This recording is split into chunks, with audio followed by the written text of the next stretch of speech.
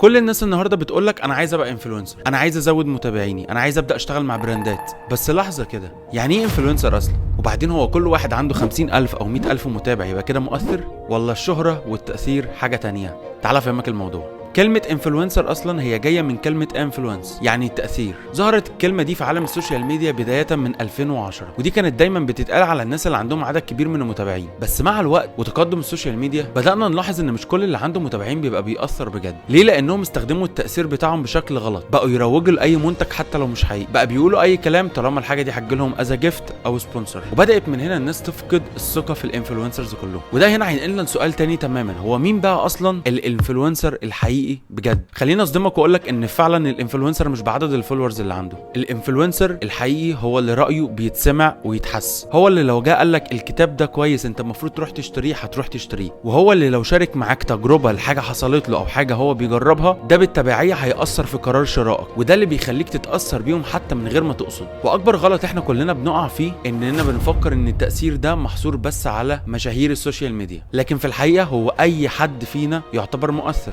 حتى لو كان في دايره صغيره من معارفك، لانك لو بتأثر على شخص واحد بس من دايره معارفك فتعرف في كده ان انت مؤثر. والتأثير كمان ليه تعريف علمي، وهو القدره على تغيير الرأي او سلوك شخص تاني، مش مجرد جذب انتباه وخلاص. بس السؤال بقى اللي احنا لازم نسأله لنفسنا دلوقتي، هل الناس اللي احنا بقى بنسميهم انفلونسرز لسه عندهم نفس التأثير ولا راحت عليهم دلوقتي بشكل جزئي؟